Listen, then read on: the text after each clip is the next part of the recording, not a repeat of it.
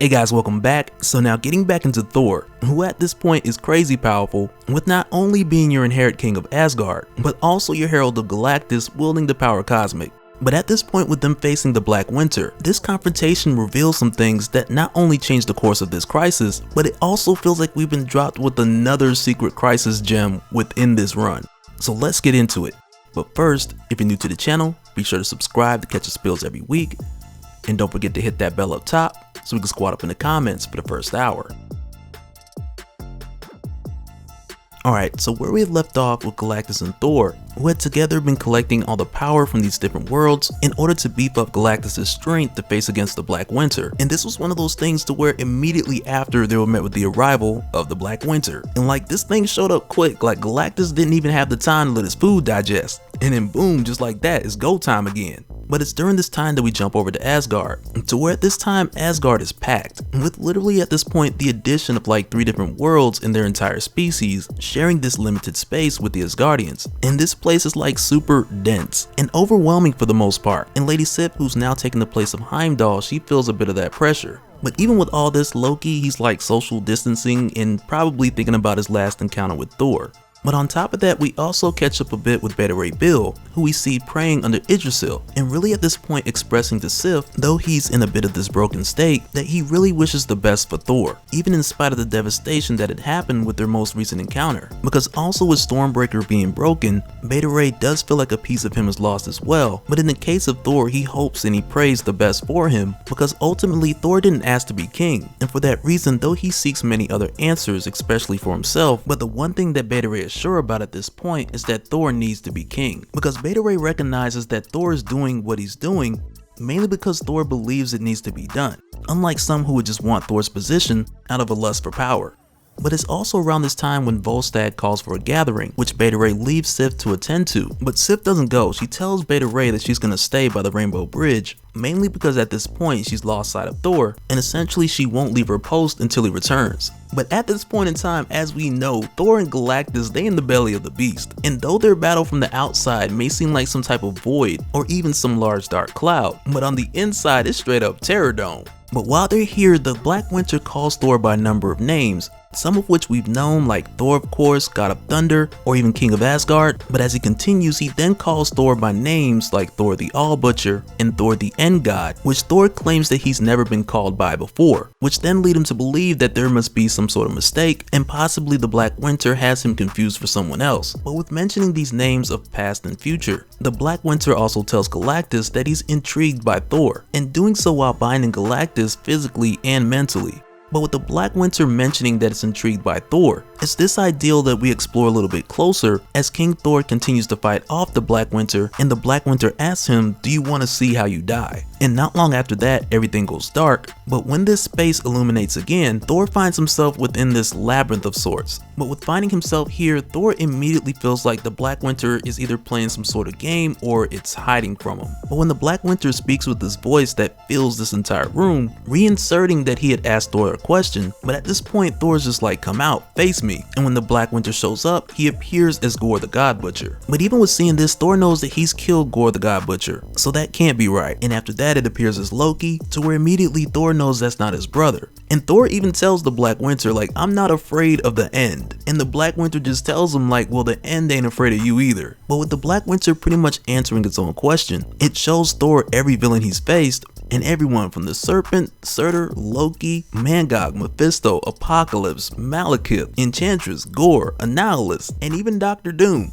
And with bringing them all here, at least in the form of their appearance, and with doing this, the Black Winter tells Thor that he's here to tell Thor the truth, that this is how he dies. Or even more specifically, these are all the ways that you should have died. And it's like from there we just go into this cut montage of Thor just getting destroyed by everybody. And immediately it reminds me of like that old issue of like Journey into Mystery, or I think it's like when Journey into Mystery finally turned into Thor. But around that time, Thor was just sinking into the molten ground. But with doing so, he was like, he just wouldn't cry for help. And at the time, he was pretty much like, if this is it, then this is it. Like, I ain't finna beg for my life.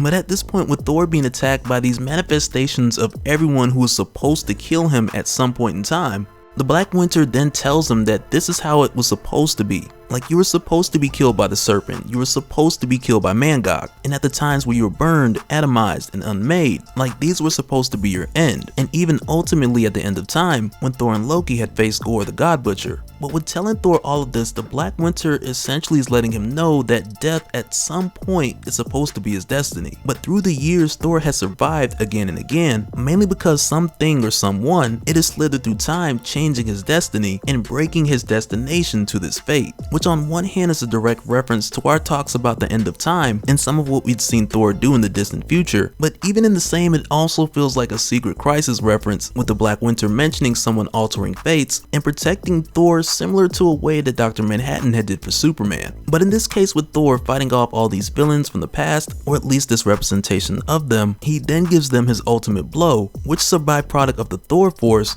known as the God Blast. And for Thor, much like Odin, like this is his top-notch move. Because the closest instance I can think of that we've seen like this from Odin, it would probably be when Odin separated heaven from the other realms, which made it 9 realms and not 10 for a long time. But with doing this, Thor sees Galactus again and he's like, hey man, you straight? And at that point, Galactus is like, barely.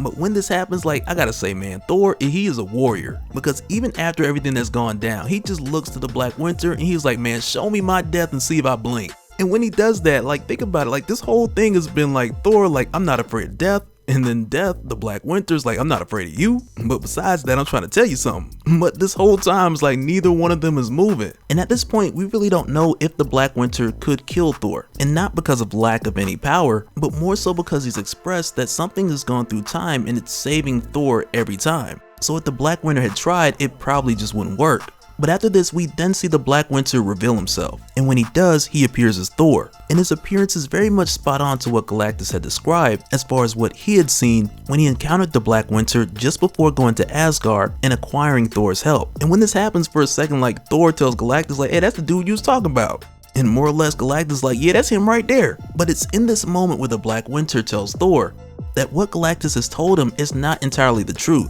And the Black Winter tells Galactus, like, go ahead and tell Thor why you were the only person who survived the death of your universe. And when he said that, I was like, whoa, wait a minute, what? But even still, with Thor being Thor, he's like, listen, like, whatever you did to that universe, it ain't about to happen here, I'm not having it. And the Black Winter lets him know, like, he's not here to consume the universe. And in fact, there's a darker fate than the Black Winter, who's gonna handle that at another time. And of course, all this got Thor confused, because he's like, wait, why are we here? And of course, Galactus, he's like, Thor, don't listen. That's all cap, he lying. And almost as if he didn't want the Black Winter to finish what he was gonna say. But it's here where we find out that the Black Winter has come to take back what is his, which is his herald, Galactus. And when the Black Winter says this, I feel like, first of all, the Black Winter ain't got no reason to lie. And when I seen this, I just felt like turning to Galactus and being like, bro, you been lying to the Marvel Universe since day one? And I felt like, okay, look, we couldn't do no background check, so you just made up this whole story of how you was this accomplished space explorer, but really you just stepped into this new universe and switched up your whole flow. But now the Black Winter, he done stepped in and he got receipts, and he came all the way to this universe to blow up your spot like 50 Cent on Instagram. And I'm gonna tell y'all right now, like, if I was Thor, I just would have been like, man, Galactus, I'm done with you, bro. I'm out. Oh, and by the way, I'm keeping this power cosmic too. Like, Black Winter, come get this dude. But real quick, I want to give a shout out to all the patrons. Thank you guys for all of your support. And for anyone who's new here and you want more information on how to support the channel, I got links below on how to do so, to where also you can head to patreon.com/DopeSpill.